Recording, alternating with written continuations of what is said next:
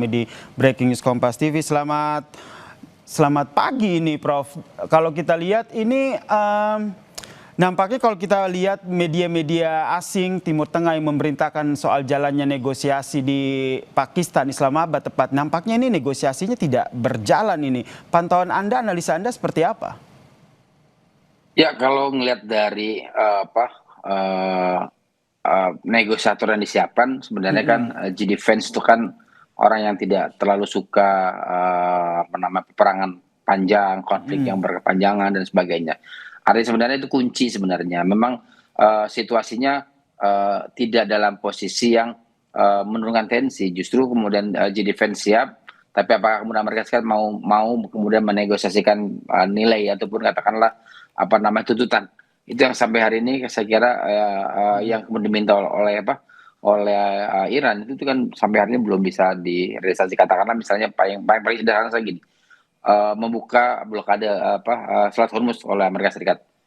Ini kan juga salah satu yang saya kira penting buat niat baik ya, will-nya ada tidak. Jadi itu poin pertama. Itu yang kedua, saya kira memang saya meyakini betul bahwa perlu diplomasi pihak ketiga yang memang pada akhirnya menjadikan titik temu. Karena gini, Pakistan, Oman itu jauh lebih sebagai IO ya, kalau saya nyebut, mungkin kasarnya seperti itu, ketimbang kemudian meyakinkan keduanya untuk bisa duduk dalam satu meja perundingan. Itu yang saya kira juga jadi pada akhirnya kemudian saling tunggu. Padahal kan memang dalam negosiasi kan ada namanya misalnya katakanlah middleman ya, yang memang pada akhirnya memberikan meyakinkan kedua pihak untuk bisa duduk bersama gitu. Itu yang saya kira agak kemudian tidak terjembatan dengan baik. Makanya saya mengusulkan beberapa kali bahwa memang perlu juga kemudian misalnya ada diplomasi pihak ketiga yang kemudian sama-sama diyakini itu bisa dianggap menjadi jembatan kedua. Oke, Prof. Jadi menurut Anda, Prof, kalau kita lihat kan sebenarnya Amerika Serikat sendiri kan sudah mengirimkan negosiator begitu. Nggak main-main loh, ini wakil Presiden Amerika Serikat, JD Vance. Tapi nampaknya ini tidak membuat Iran akhirnya menurunkan ataupun mengirimkan negosiatornya. Berarti yang menjadi poin penting dari Iran ini sebenarnya lebih kepada poin-poin negosiasinya ya. Seperti yang tadi disebutkan, Selat Hormuz, kemudian kalau kita lihat sebelumnya itu ada soal ganti rugi perang, kemudian juga soal uranium yang diperkaya itu juga dibahas. Hampir 47 tahun, 47 tahun itu masih diberlakukan terhadap Iran. Jadi saya menangkapnya sebenarnya niat baik itu nggak Iran lihat ya.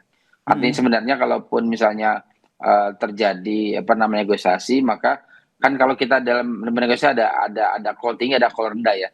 Nanti kan sama-sama ada itu yang kemudian tidak kelihatan. Paling nggak misalnya dari beberapa titik tersebut tidak ada yang kemudian bisa diterima oleh kedua pihak. Padahal sebenarnya Iran itu sudah ngasih lampu hijau ya untuk kemudian melakukan investigasi lagi terkait dengan pengayaan uranium yang untuk sipil itu kan. Artinya itu dibuka, silakan saja. Ini kan bukan buat senjata nuklir dan sebagainya.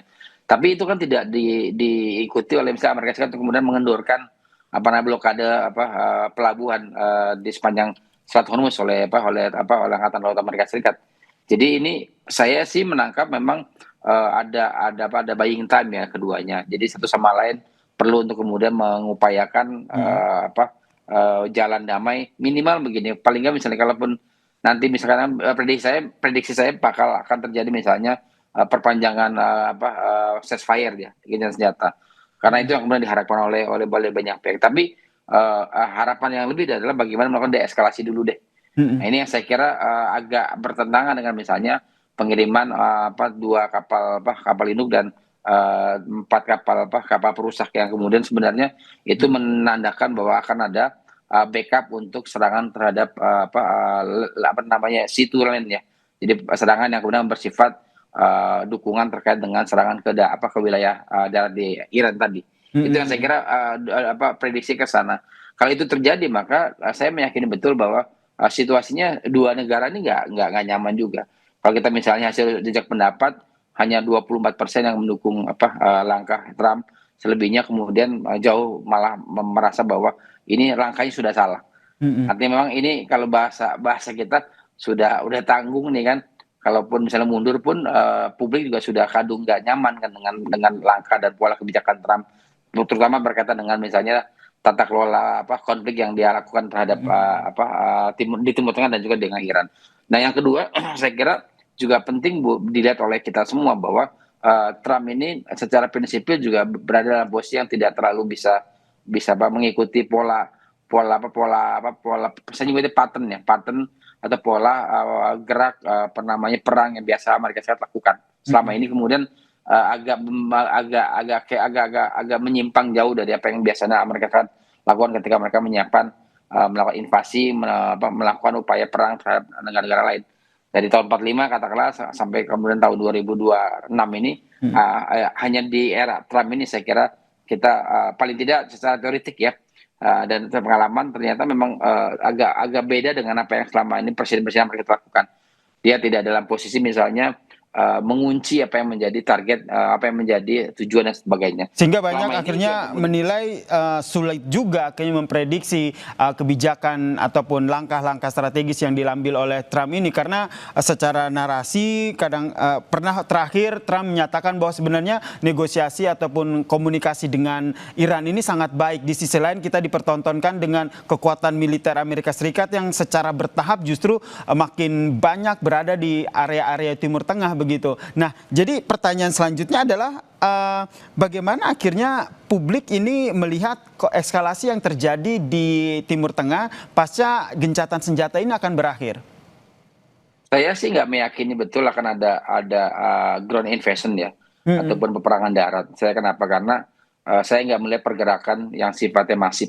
Ini juga saya kira perlu dicatat juga oleh kita semua bahwa dalam titik ini tingkat konsolidasi militer Amerika paling rendah sepanjang hampir 50-60 tahun terakhir. Jadi saya kira saya nggak meyakini betul bahwa mereka akan menyiapkan untuk serangan darat, kecuali mulanya ada pola yang sama 1 bulan yang lalu, menyerang dengan peluru rudal jarak jauh, kemudian menargetkan beberapa tempat-tempat yang strategis yang untuk Iran dan sebagainya, dan Iran juga akan membahas bersama, tapi dia tidak ke Malaysia tapi ke Israel kan gitu, kira-kira meningkatkan proxy war-nya di Hizbullah, kemudian di Yaman dan sebagainya, kemudian terjadi modal sama. Saya kemarin 2-3 hari yang lalu meyakini betul bahwa ada melakukan fragmentasi peperangan ya. Jadi katakanlah di Selat Hormuz itu negosiasinya lebih kepada soal call tinggi ya istilah saya, di level di Israel dan Lebanon itu call yang lebih taktikal ya. Nah, masalahnya di sini nggak selesai nih. Tapi kemudian di Lebanon juga nggak mungkin selesai kalau dia yang call tingginya nggak selesai. Artinya sebenarnya saya membayangkan kalau ini selesai, maka posisi perang, posisi ke konflik itu kembali ke sebelum 2025. Belum penyerangan Amerika Serikat dan Israel ke Iran di 2025 tahun lalu. Jadi 2024 normal. Jadi perangannya proxy aja. Jadi proksinya Amerika Serikat ada Israel, proksinya Iran ada di Hizbullah begitu. Nah, itu yang saya kira kalau itu terjadi cakep banget, itu bagus banget. Kita bisa kemudian membayangkan rantai pasok energi normal, kita juga nggak akan kenaikan harga BBM dan sebagainya. Jadi tapi itu kemudian agak bergeser karena saya nyebutnya inkonsisten dari pijakan ya, yang sama-sama kemudian menunggu. Saya kira posisi Iran hari ini jauh lebih nyaman ketimbang misalnya posisi Amerika Serikat. Kalau kita membandingkan misalnya di dalam negeri gitu ya. Yang kedua, di dalam luar negeri juga kemudian Iran lebih nyaman bernegosiasi dengan 40 negara, pimpinan Perancis dengan Inggris ya, terkait dengan negosiasi soal akses rantai pasok energi. Jadi kalau dari geopolitiknya sendiri ataupun politik luar negerinya sendiri, sebenarnya posisi Iran saat ini memang diuntungkan karena memang dapat dukungan dari negara-negara lain begitu, baik negara dari Timur Tengah ataupun negara-negara lain yang memang menginginkan agar perang ini disudahi, karena kalau Selat Hormuz tetap diblok akan mengganggu perekonomian dunia. Ya, kurang lebih seperti itu, tapi bukan mendukung Iran secara berperang dengan Israel, dengan Amerika Serikat, tapi lebih ke soal meminta Iran kemudian mau melakukan negosiasi. Dan saya kira poin itu yang penting untuk Iran sebenarnya, secara publik internasional jauh lebih bisa diterima ketimbang misalnya katakanlah pola yang dilakukan oleh Trump. Ini yang Prof, satu lagi berarti mungkin mohon maaf saya potong. Prof, berarti ya. saya ingin membaca bagaimana kebijakan-kebijakan itu strategi yang diambil oleh negara-negara Timur Tengah ataupun negara-negara yang memiliki kepentingan Ya, di Selat Hormuz ini. Berarti dengan kata lain sebenarnya negara-negara ini lebih memilih untuk mendekati Iran karena nampaknya Iran ini lebih gampang, lebih mudah diajak negosiasi ketimbang ke Amerika Serikat. ya, salah satu yang menghambat pola hubungan antara negara-negara Timur Tengah kemudian negara-negara sekutu dengan Amerika adalah kebijakan politik American First ya. Mm-mm. Kebijakan politik yang kemudian mendahulukan Amerika dalam negeri itu yang saya kira membebani betul. Semua dipangkas dalam bentuk tarif misalnya sebelum penyerangan ya. Kemudian modelnya adalah tanda kutip mengolok-olok sesuatu yang kemudian itu dilakukan di tahun 60 kalau kita mengikuti politik Amerika internal domestik Amerika Serikat itu kan ada mengolok-olok ya. Mm-mm. Melihat misalnya katakanlah dulu ada gerakan-gerakan revolusi bunga dan sebagainya itu diolok-olok dan itu yang kemudian dilakukan oleh Trump hari ini. Dia mengolok Presiden Prancis, mengolok Perdana Mm-mm. Menteri Inggris, kemudian menganggap Perdana Spanyol dan sebagainya banyak yang kemudian dilakukan. Termasuk misalnya dia merendahkan tanda kutip ya pemimpin di Asia Timur misalnya di Jepang, Korea dan seterusnya. Jadi pola seperti itu justru kemudian mendowngrade posisi Amerika di mata banyak sekutunya Negara di sebenarnya. dunia Nah, ya, termasuk betul. sekutunya. Kalau untuk yang Timur Tengah saya kira semua melakukan deeskalasi. Mm-mm. Kalau kita membaca misalnya 2-3 minggu terakhir ya, itu kan hampir tidak ada respon yang sifatnya kemudian keras menolak mengecam Iran. Mm-mm. Semua kemudian menahan diri dan saya kira ini langkah yang tepat. Kenapa? Karena satu negara yang kemudian merespon negatif ya, misalnya katakan saya sebut Bahrain, itu dalam negerinya sekarang bergolak. Di mana kemudian Bahrain itu kan negara yang mayoritas penduduknya juga Syiah sebenarnya kan. Mm-mm. Itu yang menarik saya kira itu juga kemudian di Irak misalnya. Irak juga kemudian lebih banyak menunggu dan melakukan tanda kutip support dan sifatnya kemudian dalam bentuk solidaritas negara-negara Timur Tengah begitu. Oke. Tidak dalam posisi yang Mm-mm. kemudian melakukan pengecaman dan seperti itu, Mas. Karena kalau kita lihat banyak analisa juga yang menyatakan bahwa sebenarnya masa gencatan senjata ini justru dimanfaatkan oleh kedua belah pihak untuk mempersiapkan perang tahap kedua. Pertanyaan selanjutnya, seperti apa ini persiapan militer dari kedua negara, termasuk kalau kita berbicara soal perang, ada ekonomi, ada biaya yang harus dikeluarkan dari kedua negara. Kita bahas usai jeda ya, Prof. Tetaplah bersama kami di Siap. Breaking News Kompas TV. Masih bergabung bersama kami di Breaking News Kompas TV, Guru Besar Politik dan Keamanan dari Universitas Padjadjaran, Prof. Muradi. Prof, ini informasi terbaru yang kami dapatkan dari Ya. media internasional yang bilang bahwa G-Defense ternyata batal ke Pakistan karena Iran yang tidak bersedia hadir dalam negosiasi ini. Analisa Anda? Ya sudah terprediksi sebenarnya dalam 1-2 hari kemarin ya karena memang sampai katakan sampai siang tadi tidak ada penurunan tensi untuk menerima syarat dari Iran. Mm-mm. Salah satu syarat dari Iran itu adalah misalnya mengendurkan blokade di sepanjang pelabuhan di Selat Hormuz. Pelabuhan Iran di Selat Hormuz itu ya saya kira menjadi salah satu titik krusial makanya Presiden Pakistan menyampaikan bahwa itu perlu kemudian dinegosiasikan betul. Artinya harus menurunkan tensinya. Jadi katakanlah mereka menurunkan menerima apa yang menjadi syarat dari Iran. Hal itu tidak dilakukan, saya kira memang pada akhirnya G-Defense nggak akan pergi. Tadi saya Berarti bilang dengan bahwa kata lain negosiasi di Pakistan ini batal, bisa dikatakan seperti itu sehingga kekhawatiran kita bersama jadinya ya Prof ya, ini perang tahap 2 antara Amerika Serikat dan juga Iran ini akan terjadi. Jadi kekhawatiran kita bersama, kekhawatiran dunia sendiri. Tapi kalau membaca kekuatan militer dari kedua negara ini seperti apa? Kita ke Amerika Serikat dulu. ya kalau ngelihat pola mobilisasinya kan nggak terjadi, Mas. Mm-mm. Bahwa terjadi misalnya ada 2-3 kapal induk masuk ke wilayah Selat Hormuz, kemudian Laut Arab dan sebagainya. Saya Mm-mm. kira lebih banyak soal misalnya untuk backup ya, backup militer backup. Jadi memang tidak membawa personil yang katakanlah misalnya kalau kita percaya bahwa akan ada ground invasion ya atau misalnya Mm-mm. serangan darat itu sekali lagi tidak mudah kecuali memang ada serangan model-model taktikal special force ya yang memang kemudian kalau kita membayangkan apa namanya mereka menyerang dari Alta Force gitu, menyerang cuma sekitar 5-20 orang begitu.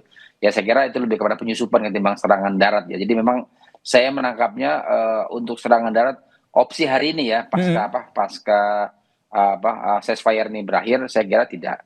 Paling tidak untuk katakanlah untuk 1 sampai 2 bulan ke depan. Yang khawatir saya adalah ini adalah menggunakan apa namanya pendekatan yang jauh lebih strategi ya, taktikal yang melibatkan apa namanya kapal-kapal besar untuk Mm-mm. menargetkan wilayah-wilayah tempat-tempat yang punya strategis yang ada di Iran. Ini saya kira juga penting karena apa? Karena kalau ngelihat polanya tetap akan yang diminta untuk melakukan upaya optimal dari Israel ya.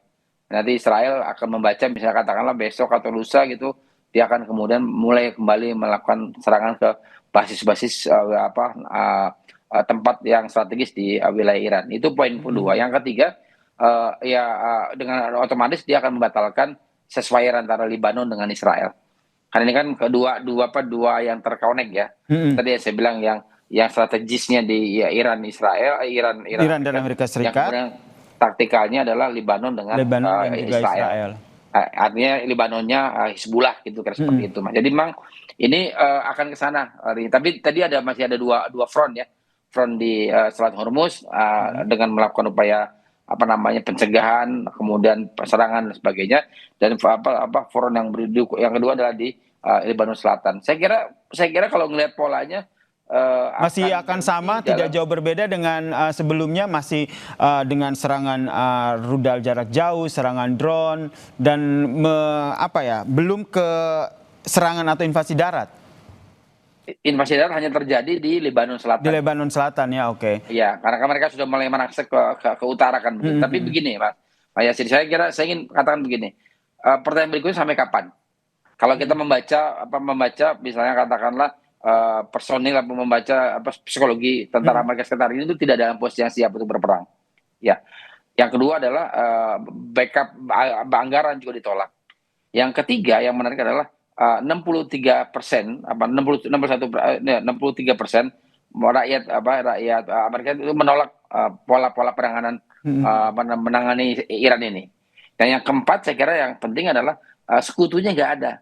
Kalau dulu mereka menyerang Irak ya tahun 2003 Mm. ada hampir kita 450.000 tentara, itu kan gabungan dari tentara aliansi gabungan negara yang kemudian dipimpin oleh Amerika Serikat menyerang dan menduduki Irak dalam waktu 3 bulan ke depan. Tapi hari ini kan tidak. Oke. Pola itu kemudian terbaca. Jadi kalau saya kira kalaupun orang meyakini akan ada terjadi eskalasi darat, saya melihatnya belum sampai pada ke arah sana ya. Karena Oke. memang banyak kendala. Tadi kendala anggaran, Mm. kendala konsolidasi internal militer, kendala dukungan publik, kendala yang keempat adalah kendala soal apa namanya aliansi ataupun sekutu yang Mm. kemudian berbalik badan ya. Karena apa? Karena dianggap Amerika Serikat di bawah Donald Trump ini lebih Mm. banyak mendorong memperjuangkan kepentingan mereka sendiri ketimbang kepentingan bersama begitu, kira-kira Mm. gitu. Dengan beberapa pertimbangan yang tadi disampaikan oleh Prof, berarti dengan kata lain sebenarnya waktu perang, apa bahasanya? Waktu perang, masa perang ataupun durasi, bisa dikatakan durasi ya. Perang nanti pada tahap kedua ini kemungkinan tidak akan lama begitu. Gini, saya ada 4 tahapan perang Mas ya. Heeh. Ada tahapan yang kemudian saya cerita ada 5. Pertama perang itu sendiri, kedua ada Mm. namanya ceasefire, gencatan senjata. Yang ketiga ada Mm. eskalasi. Yang Eskalasi. keempat itu adalah peperangan perdamaian jangka terbatas. Mm. Yang baru perdamaian penuh. Nah, 5 tahapan ini masih baru pada ceasefire ya, jadi perang Ceasefire, dan ceasefire betul. baru tahap kedua. Nah, Mm. saya berharap sebenarnya saya nggak pengen muluk-muluk misalnya mencapai pada level perdamaian bersyarat gitu kira-kira, Mm. tapi minimal ada deeskalasi. Nah, deeskalasi ini ada beberapa syarat. Syarat adalah kemudian mereka menahan diri. Itu yang kemudian kita nggak bisa pegang baik Amerika maupun Iran. Maupun Iran, betul. Heeh. Amerika melakukan upaya namanya provokasi, Iran merespon. Itu begitu aja, akhirnya nggak bergeser pada eskalasi. Deeskalasi. Heeh. Artinya apa? Artinya 5 tahapan ini baru pada tahapan kedua. yang kemudian gencatan senjata itu pun bisa jadi kemudian akan bergeser kepada peperangan. Tadi peperangannya tadi masih normal, masih sama dengan peperangan 1 bulan yang lalu. Secara rudal, kemudian drone dan Mm-mm. sebagainya. Memang belum sampai pada hadap-hadapan peperangan konvensional yang kita Konvensional, pahami betul. sebagai serangan invasi darat dan seterusnya gitu, Mas Yasir. Karena kita juga dipertontonkan dengan bisa dikatakan perang narasi ya, karena klaim-klaim dari Amerika Serikat juga terus dilakukan, kemudian klaim-klaim yang dilakukan Iran juga terus disampaikan, termaksud apa yang disampaikan oleh perwakilan Iran yang mengatakan bahwa telah menyiapkan kartu baru untuk menyerang Iran. Kemudian kita dipertontonkan juga dengan rudal dan juga drone mutakhir yang diklaim Iran akan melululantangkan Amerika Serikat. Ini Anda membacanya sebagai perang narasi untuk memanaskan kondisi perang, atau lebih kepada untuk menaklukkan ataupun menakuti lawan? Yang unik, yang menarik, laporan The Economist ya, hari ini saya baca, itu kemudian mereka menyatakan bahwa perang propaganda pakai AI itu dimenangkan oleh Iran. Artinya apa sebenarnya? AI itu kan bagian dari propaganda, dari cyber ya.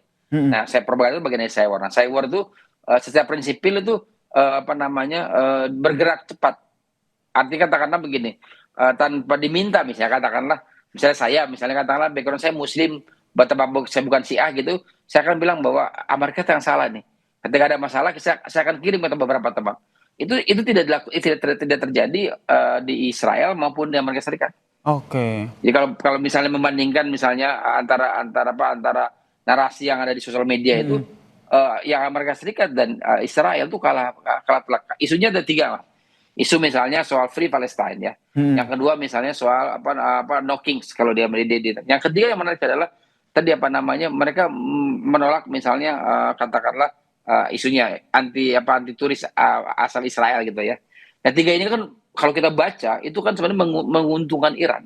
Nah, tambah kemudian misalnya bahwa ada kejutan-kejutan tertentu yang kemudian dibungkus dengan AI tadi. Misalnya katakanlah ada drone dan sebagainya. Saya sih menangkap bahwa cyber ini bagian dari peperangan jangka panjang, dan saya kira Iran jauh telah menyiapkan diri ketimbang misalnya Israel maupun Amerika Serikat. Saya menganggap bahwa Israel dan Amerika Serikat itu memandang sepele apa yang dilakukan oleh Iran dalam 2-3 bulan terakhir ini gitu. Makanya kalau seandainya dibilang kartu baru, mungkin itu bagian dari kartu baru yang ingin digunakan oleh Iran, begitu ya?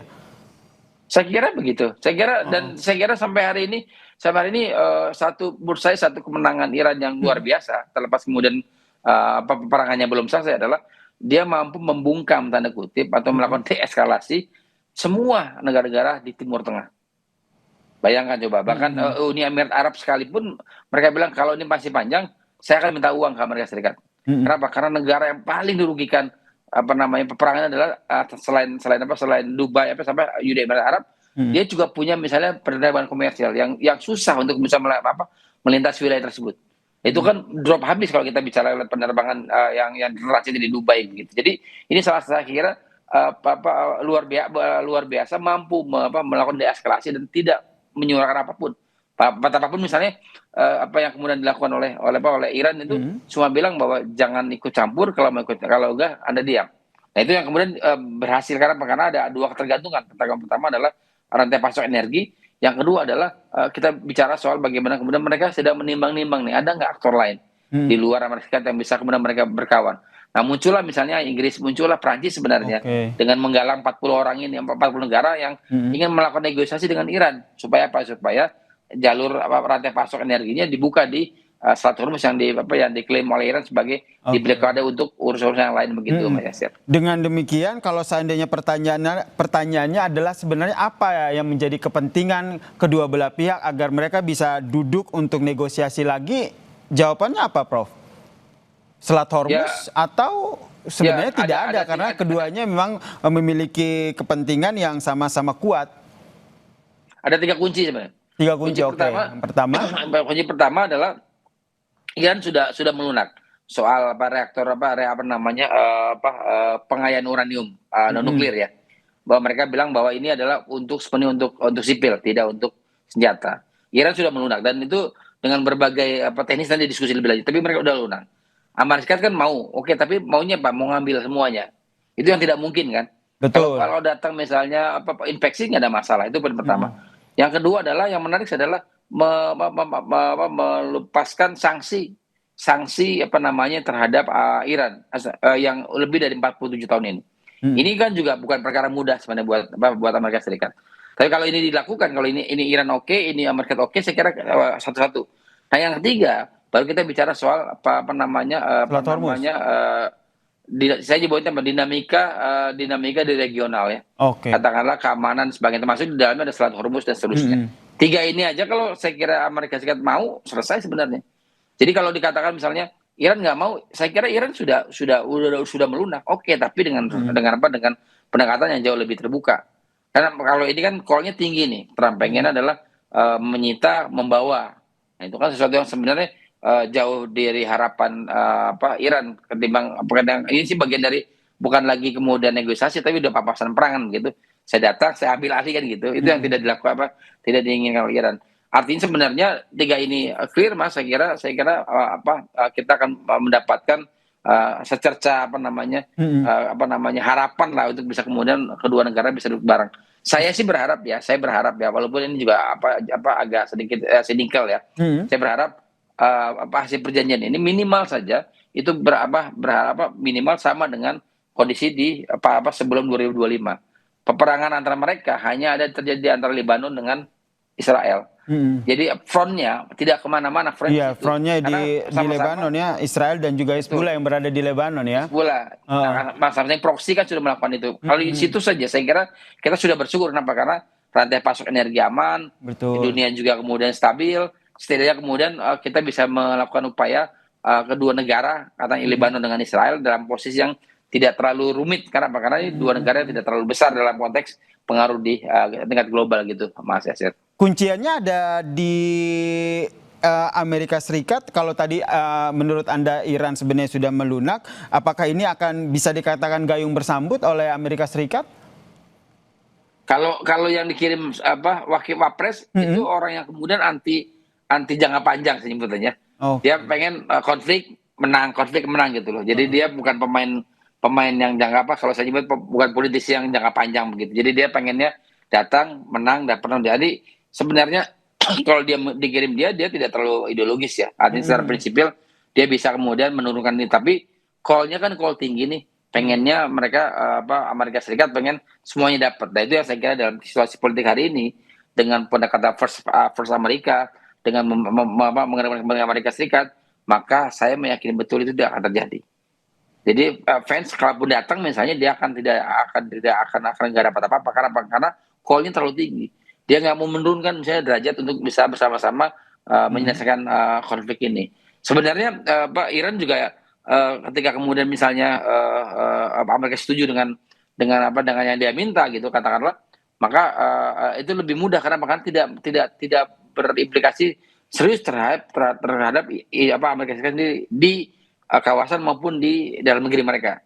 Jauh lebih Oke. mudah sebenarnya Mas. Nah, Mm-mm. tapi itu yang saya kira ini kan ego ya militer ego negara besar segala macam jadi akhirnya Egonya Amerika pengen sebagai seolah-olah negara, ya betul. betul. Hmm. Saya nyebutnya Jadi gini Mas, bukan bahasanya diplomasikan. saya pernah berbincang dengan beberapa analis pakar dan mereka menyatakan bahwa egonya Amerika ini terlalu tinggi sehingga mereka tidak mau pulang ataupun mundur dengan bahasa mereka kalah Tangan begitu. kosong. Ada sesuatu yang harus ditinggalkan di peperangan ini dan tentu bukan hal yang memalukan Amerika Serikat. Ini yang menurut Anda lagi dicari begitu oleh Amerika Serikat. Strategi apa sehingga jangan sampai ketika perang ini selesai justru mereka dinyatakan kalah dalam perang ini. Nah, kalau soal kalah menang kan mereka kalah di Vietnam ya. Mm-mm. Kan bisa mereka juga tidak menang misalnya ketika kemudian ikut campur di Afghanistan gitu loh. Mm-mm. Jadi sebenarnya secara prinsipil heroiknya Amerika Serikat lebih kepada soal ego sebagai negara besar kan gitu. Mm-mm. Jadi sebenarnya kalaupun memungkinkan tadi Mas Yasir, saya sih berharap ada diplomasi pihak ketiga diplomasi ketiga ya Uh, dengan yang jauh gini. Saya memandang Pakistan, Oman itu sesuatu yang kemudian baik. tapi daya tawarnya rendah. Rendah, oke. Saya memandang mereka hanya sebatas, dan mohon maaf sekali lagi, ini IO saja, Mhm. IO acara gitu. Butuh orang yang kemudian bisa menekan. Nah, yang bisa menekan ada cuma dua.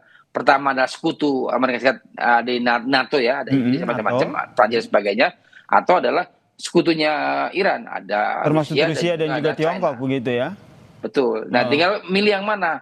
Saya sih menangkap kalau misalnya polanya Trump seperti ini, maka sekutu nggak akan mau. Mhm. Bayangin Mas, presiden Prancis dihina, Mhm. presiden Dan perdana sudah ada menteri keterangan resmi dari NATO sekutunya Amerika Serikat juga bahwa mereka juga tidak mau ikut terlibat langsung exactly. begitu. Nah sekarang kan Betul. kalau tadi berbicara soal keterlibatan dari pihak ketiga, Pakistan dan Oman mereka punya niat baik tapi posisi tawarnya kurang kuat untuk menjadi Ya, negosiator kedua negara. Jadi ya. bacaan Anda, analisa Anda ke depannya ini siapa yang akhirnya mengambil alih peran tersebut? Ya, saya sih berharap misalnya China tuh ya, yang Mhm. mungkin jauh lebih pragmatis ketimbang Rusia. Mhm. Kalau Inggris, Prancis saya kira mereka udah nggak mau karena dengan pendekatan pola politik luar Mhm. negerinya Trump kan nggak tidak cukup elegan lah ya gitu. Jadi bisa mendorong China untuk bisa kemudian bersama-sama. Tapi sekali lagi, Mhm. justru di saat yang hampir bersamaan, Amerika Serikat melakukan latihan perang dengan Jepang dan Filipina Mhm. di wilayah laut mendekat laut Cina Selatan gitulah, dekat lautnya Cina gitu seperti itu. Jadi ini juga saya kira saya tidak paham betul misalnya alur berpikirnya, tapi ini sama saja kemudian mereka menciptakan musuh-musuh baru. Mhm. Jadi orang mulai terganggu, Cina terganggu dengan adanya latihan militer antara Prancis, Filipina dengan Jepang dengan Amerika Serikat. Kemudian bisa katakan kemarin di Selat Malaka mereka sempat melakukan blokade dan kemudian Mhm. melakukan menangkap Mhm. tanker berbendera Iran dan sebagainya. Dan seterusnya itu saya kira membuka front-front baru yang tidak menguntungkan. Mhm. Jadi kalaupun sekarang orang negara-negara di Timur Tengah dan juga sekutu Amerika Serikat itu akan menahan diri. Ini yang saya kira akan tidak menguntungkan Amerika Serikat sebagai satu negara dengan Mhm. politik luar negeri yang agresif. Kan Atau sebaliknya, Prof. agresif banget. Justru Gimana? ada tidak kemungkinan justru Cina ataupun Tiongkok ataupun Rusia ini justru mereka tidak mau ikut terlibat langsung karena sebenarnya perang ini terjadi belum cukup mengganggu stabilitas ekonomi ataupun minyak dunia terhadap kedua negara ini. Bahkan ada yang juga menyatakan bahwa justru perang ini terjadi mereka diuntungkan. Ya, yang paling diuntungkan besar sebenarnya adalah Rusia. Mhm. Karena apa? Karena Amerika Serikat kemudian mengarahkan negara-negara yang dianggap dekat kayak Kanada, kemudian Meksiko dan seterusnya itu kemudian mengambil minyak ke Rusia. Mhm. Dan jangan lupa harganya lebih mahal loh walaupun ada mereka. Jadi tidak sama dengan ketika sebelum peperangan dan begitu. Jadi sebenarnya kalau diuntungkan ya Rusia jauh lebih diuntungkan. Tapi Rusia ini kan juga tricky ya. Triggernya dia juga punya kepentingan dan sebagainya. Jadi Mhm. saya menangkapnya jauh lebih misalnya duduk bersama dengan Tiongkok ketimbang dengan Rusia gitu. Karena Rusia dua kali nih Mas Yasir kalau kita ngikutin konflik di Timur Tengah Mhm. dia agak offside ya. Misalnya katakanlah kasus di Suriah mungkin Mas Yasir mengikuti di Mhm. mana kemudian mereka membackup betul misalnya Bashir Assad waktu presidennya Assad waktu itu ya. Tapi kan kemudian akhirnya kalah dan seterusnya. Saya kira ada bukan trauma ya, ada semacam shifting lah. Mudah-mudahan ada orang negara dan saya kira China secara prinsipil dia cenderung kemudian tidak terlalu ideologis untuk Mhm. konteks luar negeri ya saya bicaranya itu bisa kemudian diterima karena apa? Karena peperangan antara Amerika Serikat dengan China Mhm. itu lebih pada soal peperangan dagang ketimbang peperangan yang sifatnya bersifat militer begitu. Jadi saya sih nangkap China jauh lebih bisa diterima oleh kedua belah pihak terutama misalnya Oke. oleh Iran dan juga oleh Amerika Serikat begitu Mas. Baik, dan ini meskipun Wakil Presiden Amerika Serikat tidak jadi ke Pakistan, tentu saja harapan kita negosiasi masih tetap terjadi ya, karena kalau seandainya perang jilid 2 ini terjadi, karena dampaknya tidak hanya di Timur Tengah begitu, tapi sudah mendunia termasuk Indonesia begitu ya. Terima kasih Betul. Prof. Muradi, Guru Besar Politik dan Keamanan Universitas Padjadjaran telah berbagi perspektifnya dan pandangannya terkait dengan perang di Timur Tengah ini. Salam sehat, Prof. Makasih, selamat sehat, Mas Hasil, selamat pagi.